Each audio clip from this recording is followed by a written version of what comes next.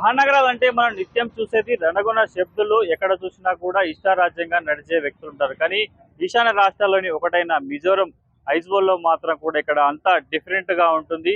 మనం ఏది చూసినా కూడా ఒక క్రమశిక్షణగా పద్ధతిగా ఇక్కడ ప్రజలు నడుచుకున్నట్టుగా మనం చెప్పు. ఎందుకంటే 7 రాష్ట్రాలకు సంబంధించి ఈశాన్య రాష్ట్రాల్లో మిజోరం ఒకటి. ఇక్కడ ఐజ్వాల్ సంబంధించిన సిటీ హెడ్ క్వార్టర్స్ లో మనం ఉన్నాం. గడిచిన 3 రోజులుగా మనం ఈ హెడ్ క్వార్టర్స్ లో ట్రావెల్ చేస్తున్నారు. కానీ ఎక్కడ చూసినా కూడా వెహికల్స్ మాత్రం వారి పద్ధతి ప్రకారం వెళ్తున్న దృశ్యాలే మనకి చాలా చోట్ల కనిపిస్తాయి. ఎందుకంటే మిజోరం క్యాపిటల్ సిటీలో సుమారుగా, ఎందుకంటే ఈ స్టేట్ కి సంబంధించిన 14 లక్షల మంది జనాభా ఉంటే ఇక్కడికి సగానికి పైగా జనాభా ఇక్కడ ఉంటున్నారు. వారికి సంబంధించిన వివిధ రకాల పనులు కూడా చేసుకుంటారు. ఒక్కసారి మనం ఐజ్వాల్ సంబంధించిన సిటీ హెడ్ క్వార్టర్స్ లోని రాజ్ భవన్ కి వెళ్లే రూట్ లో మనం ఉన్న ఇక్కడ చూసుకోవచ్చు. ఎందుకంటే హైదరాబాద్, ఢిల్లీ, ముంబై, మహారాష్ట్రలోని చాలా రాష్ట్రాలకు సంబంధించి కావచ్చు, చెన్నై, బెంగళూరు సంబంధించి కూడా మనం అక్కడ ట్రావెల్ చేయాలంటే కూడా ముఖ్యంగా అక్కడ ట్రాఫిక్ మనం సగం భయపడే పరిస్థితి ఏర్పడుతుంది. కానీ ఇక్కడ మాత్రం అలా ఉండదు. ఉదయం 6 గంటల నుంచి 8 గంటలకు అర్ధరాత్రి 12 గంటల వరకు కూడా ఇక్కడ వెహికల్స్ చూసుకుంటే కూడా చాలా పద్ధతి ప్రకారం కూడా వెళ్తున్న దృశ్యాలు కనిపిస్తాయి. ఎందుకంటే మహానగరాలు ముఖ్యంగా స్టేట్ హెడ్ క్వార్టర్స్ లో కూడా అక్కడ ట్రాఫిక్ ను క్రమబద్ధీకరించాలంటే కూడా వేల మంది ట్రాఫిక్ సిబ్బంది కనిపిస్తారు. ఉదాహరణకి మనం హైదరాబాద్ జంట కమిషనరేట్ లో చూసుకుంటే కూడా కొన్ని కోట్ల సంబంధించిన ప్రజలు ఉంటారు. 1 కోటికి పైగా వాహనాలు రోడ్ల మీద తిరుగుతాయి. కాబట్టి ముఖ్యంగా పాత బస్తీ వంటి ప్రాంతాల్లో ట్రావెల్ చేయాలంటే కూడా చాలా జంజాటంతో కూడుకున్న పరిస్థితి.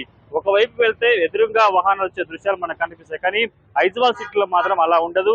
కేవలం ఒక రూట్ లో మాత్రమే ఒక ట్రాఫిక్ కనిపిస్తాడు. అతను చెప్పిన కమాండ్స్ మాత్రమే ఇక్కడ ట్రాఫిక్ సంబంధించిన ఈ ట్రాఫిక్ లో వెళ్లే వాహనదారులు పాటిస్తారు. ముఖ్యంగా కొండకోడలకు సంబంధించిన ప్రాంతం కావడంతో కూడా 2 వీలర్స్ వెహికల్స్ ఎక్కువగా ఇక్కడ యూజ్ చేస్తుంటారు. వీటితో పాటు ఇటు ర్యాపిడో పాటు వివిధ రకాల సంబంధించిన వాహనాలు మనకి కనిపిస్తుంటాయి. కానీ ఇక్కడ మాత్రం కేవలం టాక్సీ వెహికల్స్ కనిపిస్తాయి. అది కూడా 4 వీలర్స్, 2 వీలర్స్ కూడా. ముఖ్యంగా టాక్సీ ప్లేట్లకు, ముఖ్యంగా 2 వీలర్స్ సంబంధించిన ఏవైతే టాక్సీ ప్లేట్ ఉంటే వాటికి మనం ఎల్లో ప్లేట్స్ సంబంధించి కనిపిస్తాయి. కానీ ఇక్కడ మాత్రం ప్రతి 2 వీలర్ టాక్సీ ప్లేట్స్ కూడా ఎల్లో ప్లేట్స్ కనిపించే దృశ్యాలు కనిపిస్తాయి.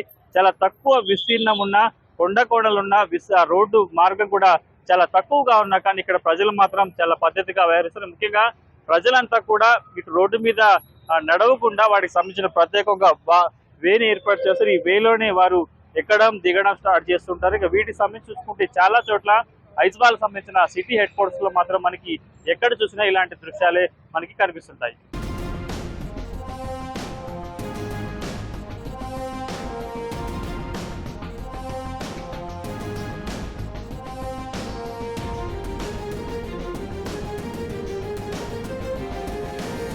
సెవెన్ సిస్టర్స్ ఆఫ్ ఇండియా 7 రాష్ట్రాలలో మిజోరంకి చాలా ప్రత్యేకత ఉంటుంది. ఇక్కడ కొండలు, కోడలు, వాగులు, వంకలే ఈ రాష్ట్రానికి సంబంధించి కూడా నైసర్గ స్వరూపంగా మనం చెప్పాల్సి ఉంటుంది. ప్రస్తుతానికైతే మిజోరం ప్రజలకు సంబంధించి వారి జీవన శైలి ఏ విధంగా ఉంటుంది, ఇక్కడ వ్యాపారాలు ఏ విధంగా కొనసాగుతుంటాయి, ఏం జరుగుతుంది ఏంటి, ఈశాన్య రాష్ట్రాలకు సంబంధించి కూడా మిజోరంకు ఉన్న ప్రత్యేకత ఏంటో ఈరోజు తెలుసుకునే ప్రయత్నం కూడా చేద్దాం. ఒకసారి మనం చూస్తే విజువల్స్ లో ఇక్కడ దేశంలో అంతా ఒకలాగా ఉంటే మాత్రం ఈశాన్య రాష్ట్రాలకు సంబంధించి కూడా మిజోరం చాలా ప్రత్యేకత ఉంటుంది. ఇక్కడ లింగ భేదాలు తేడా లేకుండా కూడా అందరూ కలివిడిగా ఉంటుంటారు. ఇక్కడ ఇతర దేశాల నుంచి, రాష్ట్రాల నుంచి కూడా పర్యాటకులు పెద్ద సంఖ్యలో వస్తున్న నేపథ్యంలో వారికి పర్యాటకమే పెద్ద ఆదాయంగా మనం చెప్పాల్సి ఉంటుంది. కాబట్టి ప్రస్తుతానికి ఇటు ఇండియన్ రైల్వే కేంద్ర ప్రభుత్వం తాజాగా ఈ ప్రాంతానికి సంబంధించి కూడా రైల్వే కూత వినిపించే ప్రయత్నం చేస్తుంది. కాబట్టి రేపు ప్రధానమంత్రి నరేంద్ర మోదీ చేతుల మీదుగా ఈశాన్య రాష్ట్ర ప్రజలైన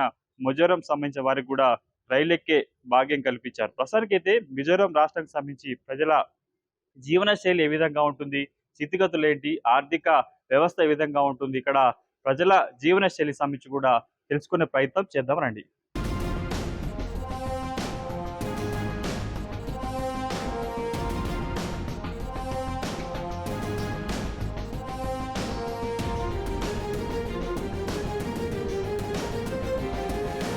రైతు బజార్లు, కూరగాయల మార్కెట్లు, సంతలు తెలియని వారు ఎవరుంటారు. కానీ మిజోరం స్టేట్ లో కూడా సేమ్ యాజ్ టీజ్ గా మన తెలుగు రాష్ట్రాలకు సంబంధించిన ఏవైతే సంతలు ఉంటాయో ఇక్కడ కూడా ఎర్లీ మార్నింగ్ ఉదయం 6 గంటల నుంచి సాయంత్రం 4 గంటల వరకు కూడా ఇక్కడ కూరగాయల మార్కెట్ తెరిచి ఉంటాయి. కానీ మనతో పోల్చుకుంటే కూడా ఇక్కడ భిన్నమైన ఆహార అలవాట్లు ఉంటాయి. ఎందుకంటే కొండలు కోణలు మధ్య ఈ ప్రాంతం ఉంటుంది కాబట్టి ఇక్కడ ప్రజల జీవన శైలి కూడా చాలా అరుదుగా భిన్నంగా ఉంటున్నట్టుగా మనం చెప్పుకోవచ్చు. ఎందుకంటే మనం తినే ఆహార పదార్థాలతో పోల్చుకుంటే కూడా ఇక్కడ చాలా డిఫరెంట్ గా ఉంటాయని మనం చెప్పుకోవాలి. ఎందుకంటే ఈశాన్య రాష్ట్రాలకు సంబంధించి కూడా ఇతర ప్రాంతాల నుంచి ఇక్కడికి అక్కడ పండిస్తున్న పంటలు కావచ్చు, టమాటాలు, కూరగాయలకు సంబంధించి రకరకాల వెరైటీస్ రావాలంటే కూడా కొన్ని రోజుల సమయం పడుతుంది. కానీ ఇక్కడ అడవి ప్రాంతాల్లో లభించే వస్తువుల మీద కూడా ఇక్కడ ప్రజలు ఎక్కువగా ఆధారపడుతుంటారు. ఇతర ప్రాంతాల నుంచి వచ్చే వాటి మీద కూడా చాలా తక్కువగా కొంత ఆధారపడని చెప్పాలి. ఎందుకంటే ఇతర ప్రాంతాలతో పోల్చుకుంటే ఇక్కడ